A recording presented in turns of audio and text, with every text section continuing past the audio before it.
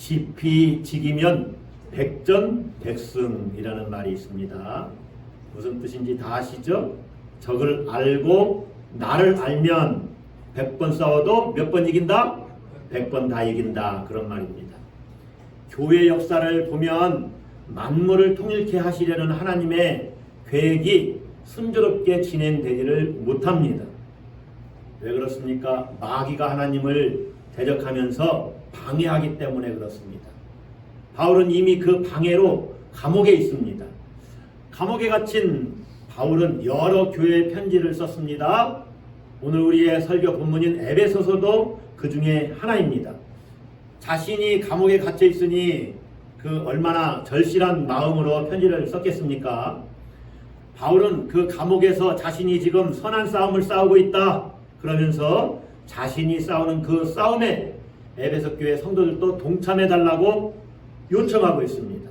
그것이 오늘 우리의 본문입니다. 본문 에베소서 6장 17절부터 20절까지는 우리 싸움의 대상이 누구냐, 그리고 그 싸움의 성격이 어떤 것이냐를 이야기하고 우리가 싸우는 방법과 그리고 승리할 수 있는 비결을 가르쳐주고 있습니다. 그래서 여러분이 말씀을 잘 따라오시면 우리가 누구랑 싸우고 있구나, 어떻게 그 싸움에서 이길 수 있는지를 알게 됩니다.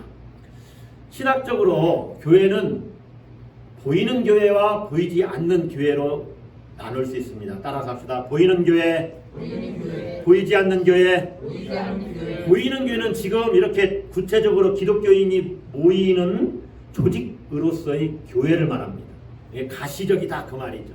우리 눈에 보여요. 어떤 교회 하면 그 물론 성도들이 교회죠. 그 성도들이 다 눈에 보입니다. 이 보이는 교회는 지상교회요. 그렇기 때문에 아직 완전하지는 못합니다. 불완전하다 그 말입니다. 그리고 공격을 받아요. 마귀와 악한 세력들에게 공격을 받습니다. 그래서 이 교회를 전투적인 교회라고 합니다. 따라서 합시다. 전투적인 교회. 교회가 지금 싸우고 있다 그 말이에요. 자, 보이지 않는 교회는 삼위일체 하나님께서 통치하시는 완전한 교회를 말합니다. 물론 보이는 교회도 하나님이 통치하시죠. 그러나 자주 이 하나님의 통치를 받지 못할 때가 있고 쓰러지고 넘어지기도 해요. 그러나 이 보이지 않는 교회, 하나님의 통치가 완전히 이루어진 교회는 이미 승리한 교회를 말합니다. 전 우주적인 교회로서의 승리한 교회, 다시 말하면 종말론적으로 구원이 완성된 그 교회를 말합니다. 따라서 한번 하겠습니다. 승리한 교회. 그러면 우리는 어디에 속했습니까? 잘 대답을 하셔야 됩니다. 전투하는 교회에 속했습니까? 승리한 교회에 속했습니까? 말이 헷갈리는데 네, 다 맞습니다. 우리는 전투하는 교회에 속했으면서 승리한 교회에 속했습니다. 아멘? 네, 마지막에도 우리는 그 교회에 속해야지요. 네. 하나님 나라에서 탈락되면 어떻게 합니까? 안 되죠. 그래서 우리는 전투하는 교회와 승리한 교회 모두 속해 있는데 이 사이에서 늘 긴장하면서 살고 있다 그 말이에요. 이 두 교회 사이에서 우리는 긴장하면서 삽니다. 한편으로는 치열하게 전투하고 다른 한편으로는 종말론적인 승리를 노래합니다. 아, 이미 이겼다. 우리는 이미 승리한 이 교회를 희망하면서 기다리면서 여전히 전투하는 교회에 몸을 담고 있어요.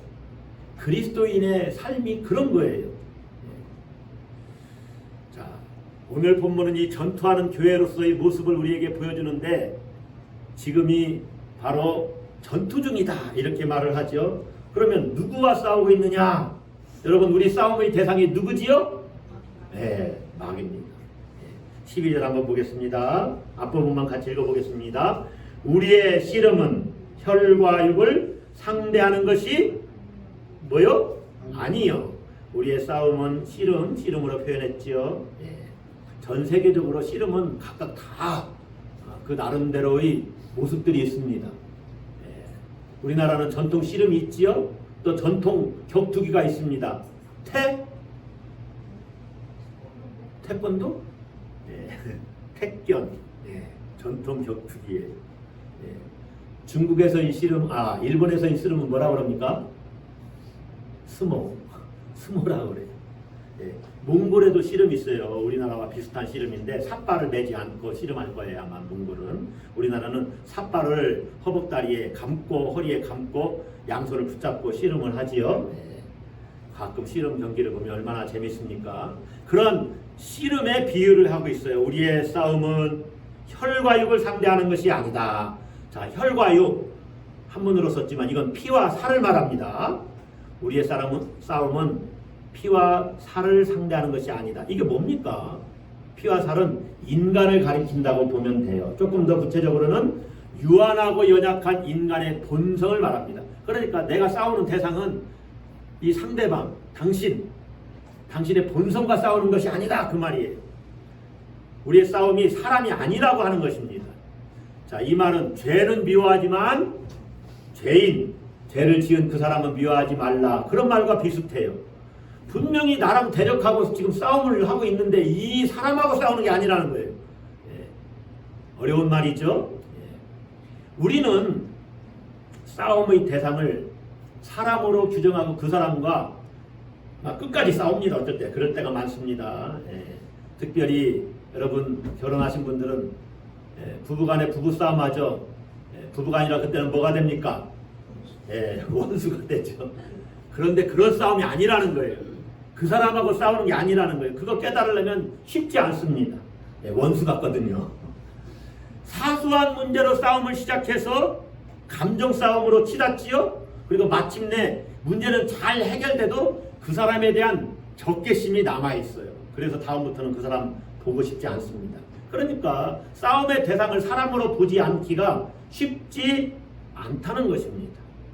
자, 바울이 지금 감옥에 갇혀있는 상태에서 이 편지를 썼다고 그랬죠.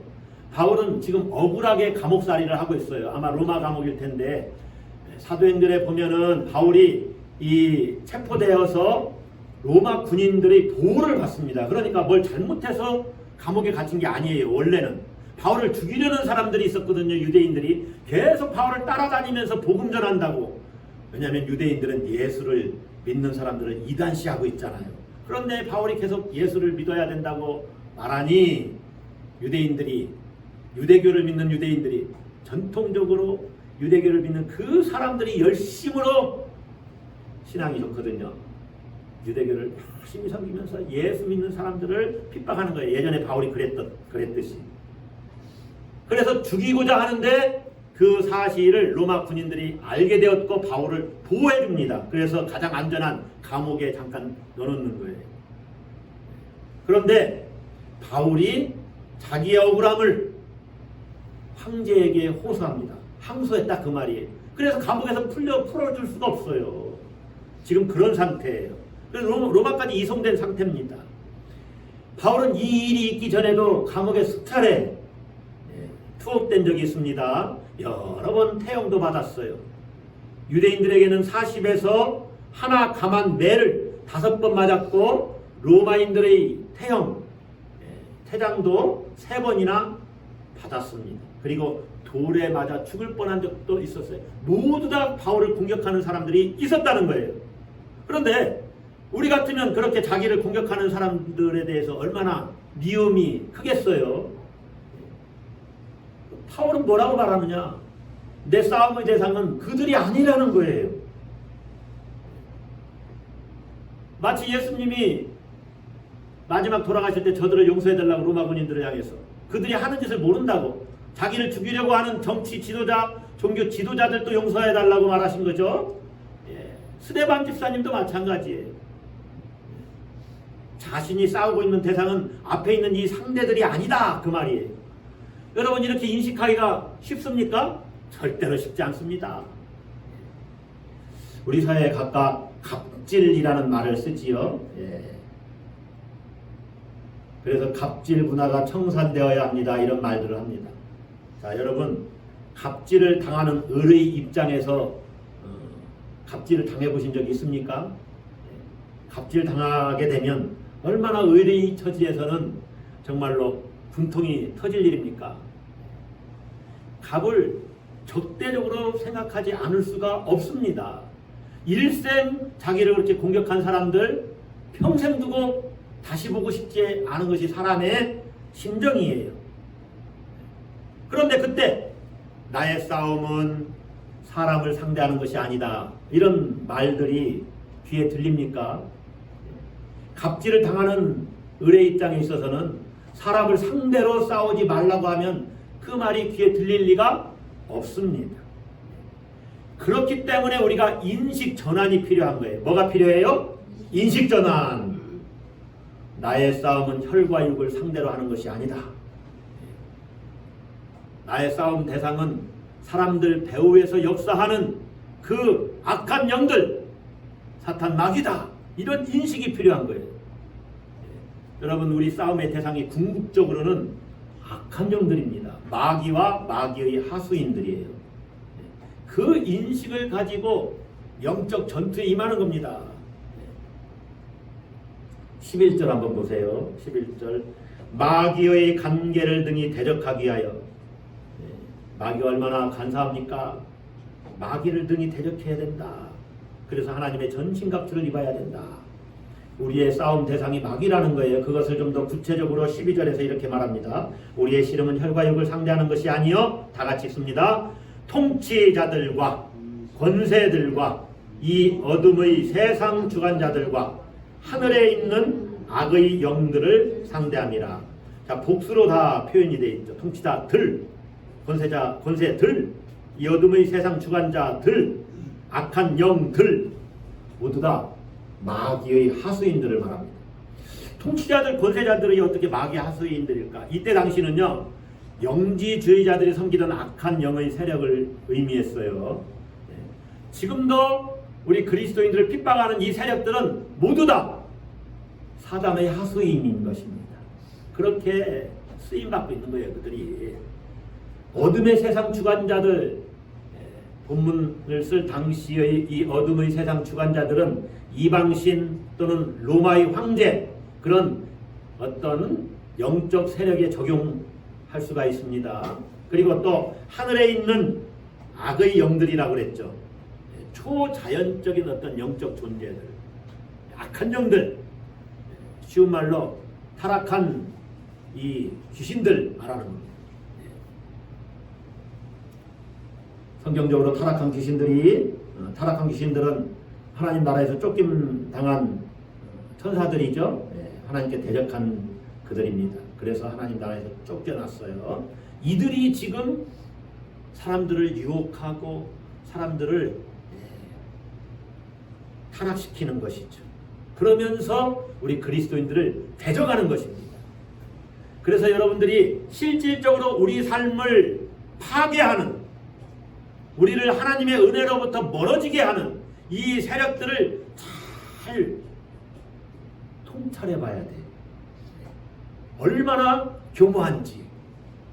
여러분, 가끔 여러분이 정말로 해야 될 일들, 중요한 일들, 우리에게 생명을 이렇게 공급해주는 그런 중요한 일들이 있을 수 있지요?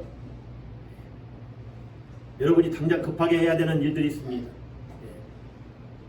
이 일을 해야 되는데 사탄이 살살 유혹을 하지요. 재밌는 TV 프로를 보게 해요. 그래서 시간을 계속 낭비해요. 딱 그것만 보면 또 모르는데 계속 TV를 끄리고 있어요. 그리고 나중에 후회하죠. 아유, 서너 시간을 그렇게 봤으면, 아이고 내가 해야 될 일 있는데. 요새는 뭐를 심어야 됩니까? 밭에? 배추? 네. 아유, 배추 심어야 되는데. 네. 텔레비전 보느라고 오늘 배추를 못 심었네. 사탄한테 넘어간 거예요. 쉽게 얘기하면. 이 하늘에 있는 악한 영들, 어둠의 세력, 이렇게 말하면서 악의 특징을 사도 바울이 두 가지로 묘사를 합니다. 따라서 합시다. 어둠과 하늘. 뭐라고 말하냐면 악의 특징을 이 어둠의 세상 주관자들이다, 그렇게 말해요. 어둠이라는 것은요, 숨어있다 그 말입니다. 악이 숨어있어요. 보이지 않아요. 그래서 이 어둠이 위장을 합니다. 아까 얘기했듯이 텔레비전 통해서 내가 해야 할 바를 모르게 하고, 예를 들면 그 시간에 평상시 기도했는데 아이고 그 시간에 또 재밌는 텔레비전 한번 보는 것이 죄는 아닙니다. 그러나 잘 분별을 해봐야 돼. 이것이 하나님의 은혜로부터 나를 멀어지게 하느냐 가깝게 하느냐 이런 걸 잘 분별해야 된다는 거예요. 스마트폰을 가끔 여러분 보실 거예요. 유튜브도 보실 거예요. 유튜브에 아주 재밌는 것들은요. 아유 벌써 1시간이네. 아유 1시간 반이네. 2시간 이렇게 우리를 유혹해요. 그거 보다가 밤에 잠 깊이 단잠 자야 되는데 단잠 못 자요? 심각한 겁니다. 그렇게 위장하는 거예요. 위장. 악이 어떤 때는 선으로 이렇게 위장합니다. 그래서 쉽게 눈에 뜨이질 않아요. 겉으로 표시나지를 않아요. 그래서 대적하기가 쉽지가 않습니다. 어둠의 세력은 식별하기 어려워서 싸우기도 어렵습니다. 자, 생각을 해보세요.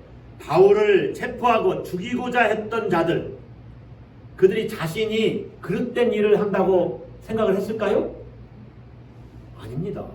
그들은 지금 정당하다고 생각하고 바울 저 이단자 저런 사람은 체포해서 죽여야 돼. 그렇게 생각한 거예요. 율법과 성전을 모독했다고 주장하고 예루살렘 주민들을 선동한 디아스포라, 그러니까 흩어져 있던 유대인들이 계속 바울을 쫓아다니면서 바울을 공격하죠. 그들은 표면적으로는 옳은 일을 하고 있다고 생각을 하는 겁니다.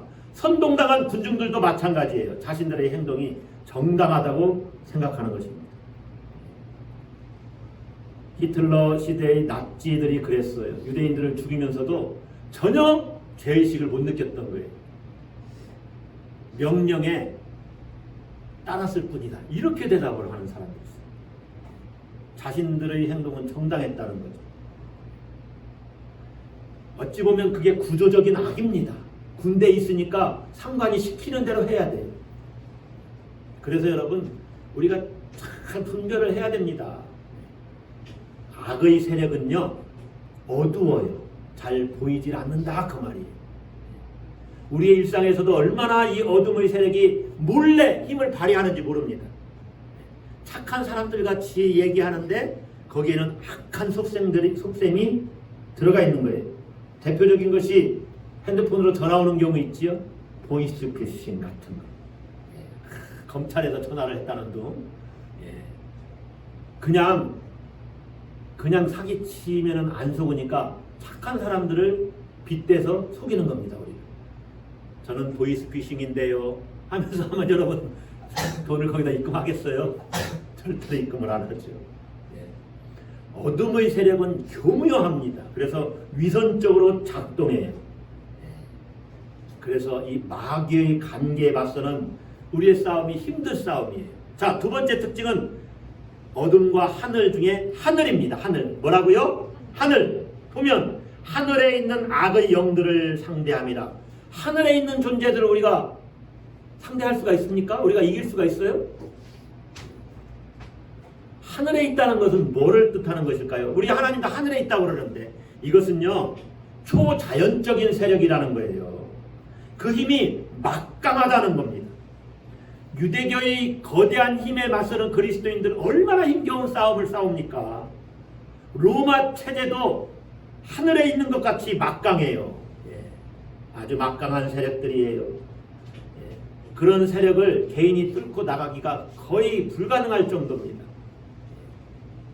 그래서 우리가 이 악한 영들에 대하여 싸우는 이 영적 싸움에 무장을 잘해야 한다는 거예요. 어떻게 이 어둠의 세력, 하늘의 악한 영들에 대항해서 우리 그리스도인들이 싸울 수 있는가? 여러분, 완전 무장을 해야 한다. 바울의 대답은 그거예요.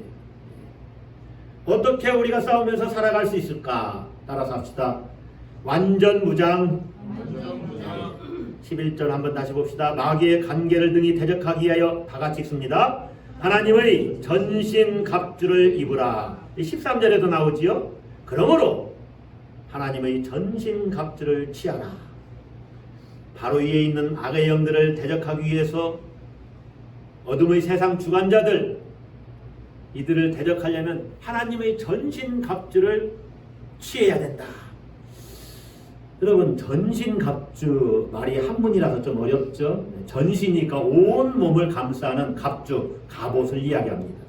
이 전신갑주는 헬라어로 파노리아스인데 완전한 갑옷을 의미해요.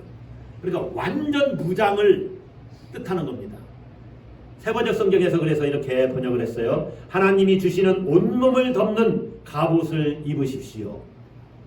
공동 번역에서는 하나님께서 주시는 무기로 완전 무장을 하십시오. 따라서 합시다. 완전 무장을 하자. 그 말이에요. 하나님의 전신갑주를 입으라고 하면 완전 무장을 하는 거예요. 여러분, 완전 무장하는 게 쉽지 않잖아요. 뭐 25kg가 나간다나 그렇잖아요. 예. 온몸을 다 무장해요. 무장. 예. 완전 무장. 악한 세력과 싸우는데 적당하게 무장해서 이길 수 있습니까? 어렵다는 거죠. 그러니까 완전 무장을 하라는 거예요. 그 완전 무장의 모습을 바울은 14절부터 17절까지 문학적으로 이렇게 묘사를 합니다. 본문에는 6가지 무장할 것들이 나와요. 몇 가지요? 6가지. 이상하지 않습니까? 무장할 무기들은 6가지인데 6가지는 불완전 숫자거든요. 그래서 성경을 쭉 읽어보면 6가지가 아니고 7가지구나 이렇게 발견할 수가 있어요. 뭘까요? 마지막은 우리가 한번 쭉 성경을 따라갑시다. 일단 하나님이 주시는 무기는 6가지입니다. 그리고 한 가지는 또 우리가 준비를 해야 돼요. 자, 하나님이 주시는 무기는 뭐냐? 자, 영적인 싸움이기 때문에 우리의 힘으로는 이길 수 없거든요. 하늘의 막강한 악의 세력이거든요. 그러니까 하나님이 주시는 무기로 무장해야 된다. 그것이 바울의 대답이에요. 첫째는 뭡니까? 진리로 너희 허리띠를 띠고, 14절에 나오죠. 진리로 너희 허리띠를 띠어라. 이게 첫 번째예요. 이건 뭐냐면 여러분, 허벅지를 보호하기 위해서 로마 군인들이 짧은 치마 같은 군복을 입습니다. 그걸 말하는 거예요. 그 허리띠를 딱 졸라매는 거죠. 여러분, 최근에 우리 집에 제가 사랑하는 자가 이만한 벨트를, 높이가 이만해요. 이만한 벨트를 하나 샀어요. 그리고 가죽 두께가 정말로 한 1cm 이상은 되는 것 같아요. 뭐에 쓰는 벨트냐면은 헬스할 때 쓰는 벨트더라고요. 근데 벨트 크기가 이만해요. 넓이가. 그러니까 이런 보통 우리 벨트가 아니에요. 왜 그런 벨트를 차나? 여러분, 역도 선수의 벨트를 생각하면 돼요.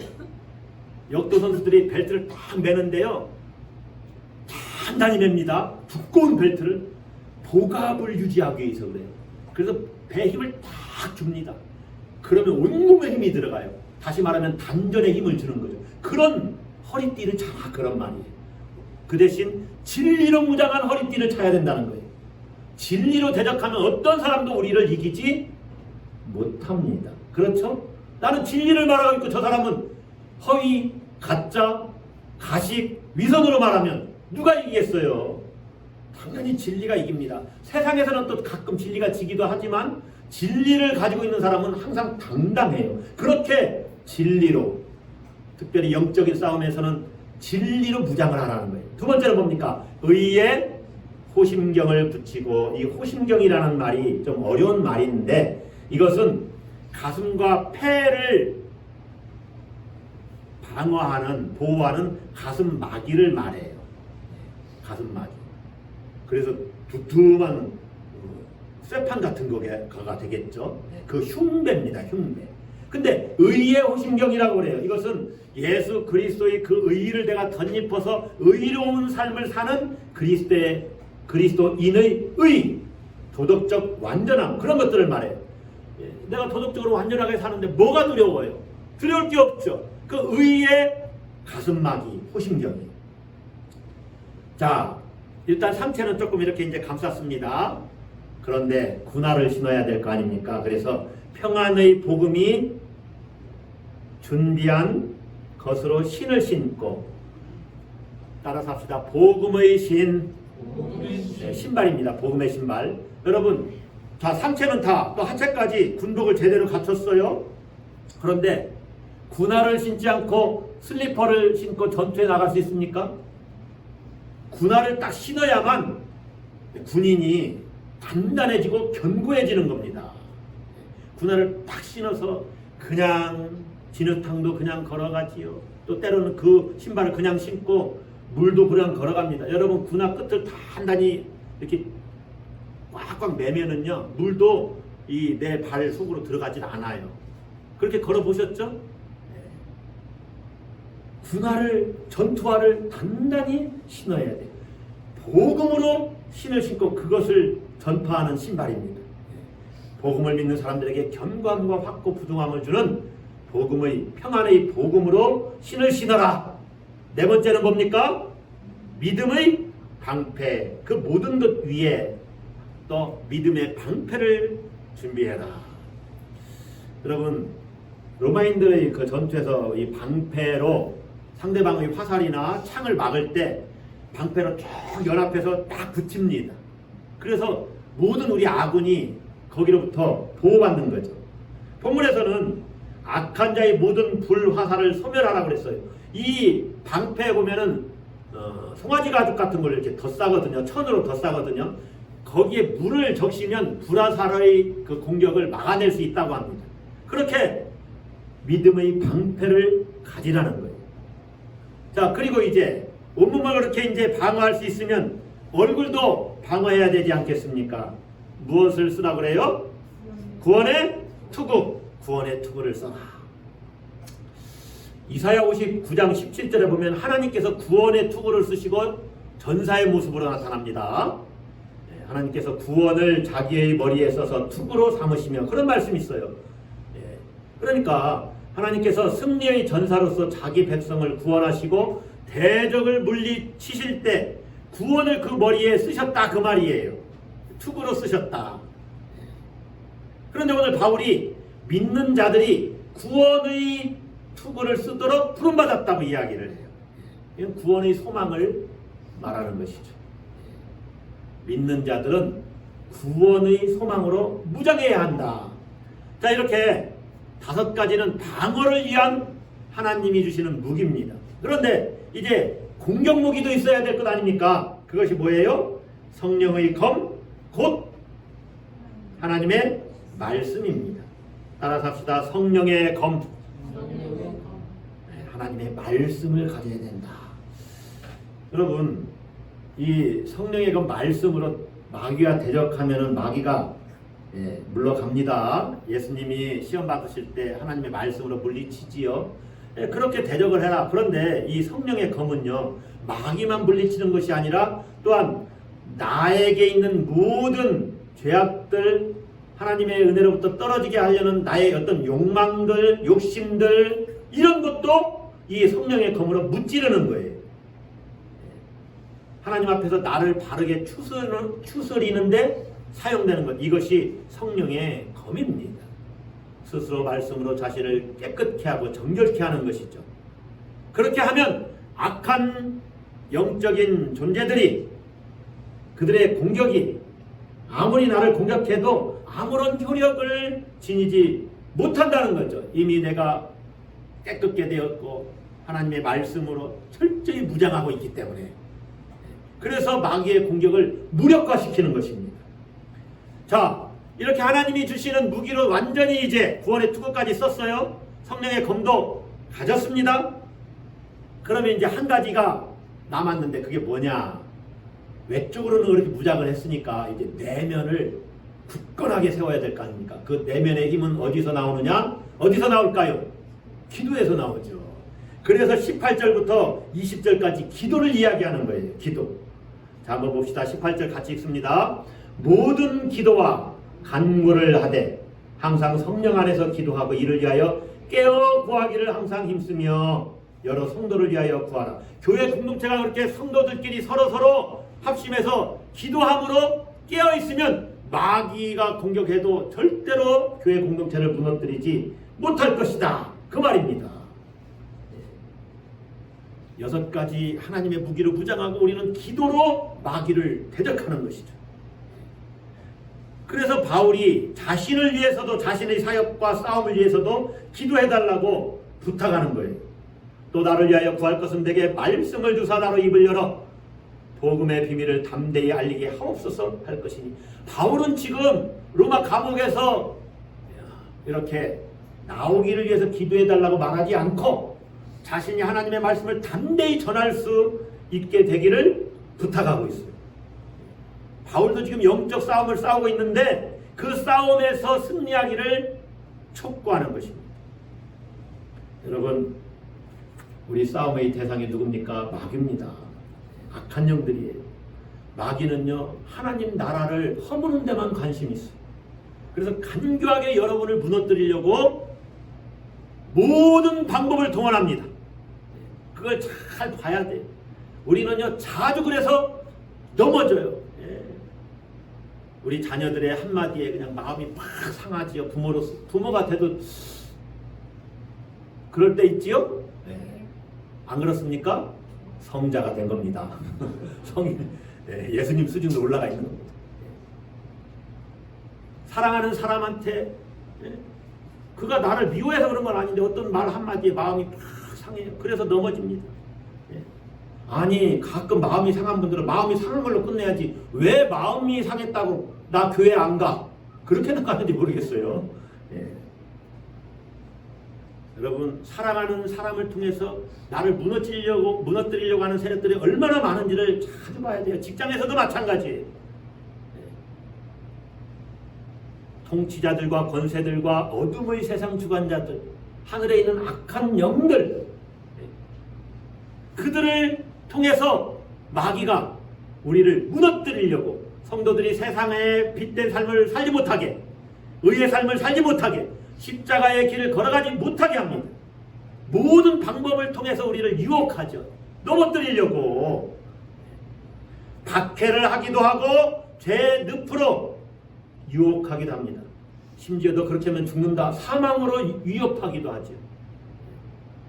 여러분, 사망도 우리를 무너뜨릴 수 없어요. 너무 겁내지 마세요. 그리고 실제로 언젠가는 우리가 사망해요. 죽어요. 그것들에 너무 민감하지 말고 영적으로 무장하고 있는 겁니다. 바울 보세요. 쇠사슬에 매기도 합니다. 죽을 뻔한, 돌에 맞아서 죽을 뻔하기도 얼마나 많이 그랬어요. 총명이 어두워지게 만들고 마음이 완악해지도록 만들기도 해요. 나도 그러고 싶지 않은데 때로 그럴 때가 있어요. 다 사탄이 우리를 뒤에서 유혹하는 거죠. 눈에 보이지 않는 세력과의 싸움입니다. 여러분이 분명히 알아야 돼요. 마귀는 속이는 자입니다. 속여요. 자신의 실체를 속이고 자신의 능력도 속입니다. 안 그런 척. 그래서 우리가 잘 몰라요. 그래서 깨어 있어야 되는 거예요. 깨어 있어야 속지 않는다는 거죠. 또 한 가지 분명히 믿어야 됩니다. 하나님은 마귀보다 더 강하시다. 하나님의 말씀이 진리인 것을 믿으면서 우리가 마귀를 대적해야 됩니다. 그래야 승리할 수가 있어요. 승리할 수 있고 우리는 또 반드시 승리합니다. 할렐루야. 지금은 전투 중이다. 한시도 그걸 잊으면 안 돼요. 그렇다고 사람들하고 무조건 말끝마다 따지고 덤비고 싸우라는 말이 아니에요. 할 수만 있으면 사람들과 뭐 하라고 그랬어요? 화목하라고 그랬어요. 평화를 누려야 됩니다. 그러나 영적으로는 지금 보이지 않는 스파크가 튀기고 있는 거예요. 영적으로는 믿지 않는 사람들과 영적 전투는 여전히 계속되고 있습니다. 그 악한 세력의 힘을 내가 상대할 수 있습니까? 내가 상대해서 이길 수 있습니까? 못 이깁니다. 그렇기 때문에 하나님의 무기로 무장을 하라는 거예요. 또 한 번 이겼다고 내가 끝까지 이기느냐? 그것도 아니에요.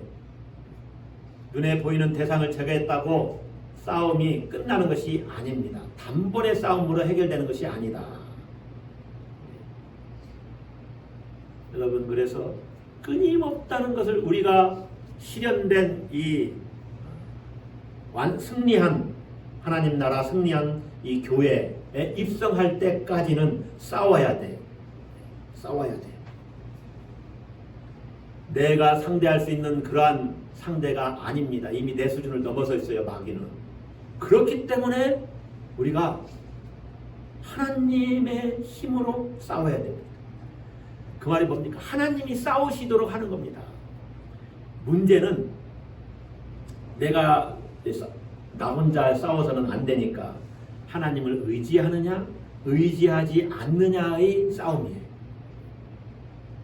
여러분, 내 계산과 전략과 전술로 싸울 수 있는 그런 이길 수 있는 싸움이 아닙니다. 하나님이 앞서 싸우시는 그 싸움에 내가 뒤따라 나서는 싸움이다, 그 말이에요. 그러니까 하나님이 하시도록 계속 하나님이 싸워주세요. 나는 하나님을 의지합니다. 하나님의 힘으로 나는 싸워서 이기는 겁니다. 승리의 비결이 하나님의 자원으로 싸우는 데 있다, 그 말이에요. 그 자원을 사용해야 됩니다. 이건 뭡니까? 하나님과의 친밀한 관계죠. 그래서 오늘 성경의 끝으로 10절에 이렇게 시작하죠. 끝으로 모든 교회 공동체에 대해서 이야기를 했어요. 구원받은 공동체가 어떻게 살아갈 것인가를 다 이야기를 했어요. 그리고 이렇게 완전 무장을 하십시오 말하는데 바울이 끝으로 다 같이 읽습니다. 10절 너희가 주 안에서와 그 힘의 능력으로 강건하여지고 그리고 마귀의 관계를 능히 대적하기 위하여 하나님의 전신갑주를 입으라, 이렇게 권면합니다. 주님 안에 있어야 되고 주님의 그 능력으로 내가 강건해져야만, 굳건한 심령으로 무장해야만 내가 이길 수 있다. 여러분, 한 주간 보세요. 무엇이 여러분을 막 흔들어 놓습니까? 믿음에 굳건히 서면 그까짓 건 뭐 이렇게 되잖아요. 아무것도 아니잖아요. 세상을 너무 두려워하지 마세요. 지금까지 실패했는데 또 실패할까? 그것도 문제가 안 돼. 우리는 이미 이겨놓은 싸움을 싸우는 것입니다. 예수님이 이미 이기셨잖아요. 그러니까 문제는 뭐냐? 하나님이 주시는 무기로 내가 무장을 했느냐, 이겁니다.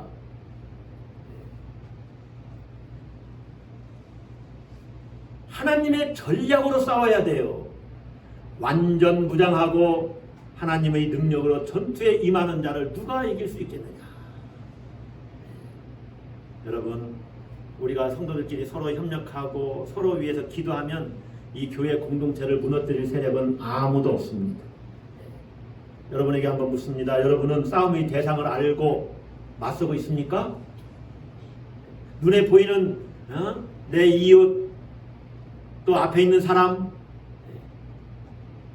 그 대상이 나를 넘어지게 한 것이 아니라 내가 의지할 분을 의지하지 않고 싸워야 그 의지할 싸움의 도구를 마련하지 않고 내 힘으로 해내려고 하기 때문에 내가 무너지는 것은 아닙니까? 여러분, 마귀는 끊임없이 여러분들을 무너뜨리려고 한다는 사실을 기억해야 돼요. 결코 쉬지 않는다. 이 영적 전투는 죽을 때까지 결코 끝나지 않습니다. 여러분은 이 싸움을 어떻게 싸우고 있습니까? 여러분, 하나님의 자원으로 싸우세요. 하나님이 주시는 자원, 하나님이 주시는 무기. 본문에서는 6가지 거기에 우리의 기도를 더하는 것이죠. 진리의 허리띠, 의의 호심경, 그리고 평안의 복음의 신발. 또 뭐가 있습니까? 믿음의 방패, 그리고 구원의 투구, 그리고 공격무기도 있어야지요. 성령의 검, 하나님의 말씀을 가지는 것입니다. 영적인 무장을 하라, 그 말씀이에요. 그리고 기도하는 것입니다. 그것이 하나님의 전신갑주를 이기고 서서 싸우는 거예요. 여러분, 오늘 놀라운 말씀이 한 가지 있습니다. 14절에 그런즉 서서 주저앉아 있지 말라는 거예요. 서 있으라는 거예요. 전투에 임하는 군인이 어떻게 앉아있을 수가 있습니까? 서 있어야 돼요. 그리고 경계해야죠. 사탄이 어떻게 역사하는지 주목해봐야 돼요. 여러분, 주 안에서와 그 힘의 능력으로 근력을 키우세요. 내 몸을 키우세요. 단단하게 서야 됩니다. 하나님의 전신갑주를 입는 것입니다. 그렇게 완전 무장하고 깨어 기도하며 싸우세요. 우리의 자녀도 싸움의 대상이 아니요, 사랑하는 배우자도 싸움의 대상이 아닙니다. 직장 동료가 싸움의 대상이 아니, 그의 뒤에서 역사하는 마귀 하수인들이 있어요. 영적 세력들이 그것들을 대적하는 거예요. 그러니까 나는 주 안에서 내가 해야 할 바를 하는 겁니다. 영적 싸움을 해나가는 거죠. 단단히 무장하고 서서. 그러면 반드시 이깁니다. 할렐루야. 반드시 이깁니다. 예수님이 이기신 싸움이거든요. 우리는 승리한 교회에도 소속되어 있어요. 승리한 교회가 우리 눈앞에 있습니다. 그러니 우리도 승리합니다. 믿습니까? 문제가 뭐라 그랬어요? 완전 무장했는가? 이것이 문제예요. 여러분 어떻습니까? 완전 무장하셨습니까? 하나님의 무기로 완전 무장하셨습니까? 아멘? 예, 쉽게 대답할 일이 아니지요. 우리는 완전 무장해야 합니다. 기도하겠습니다.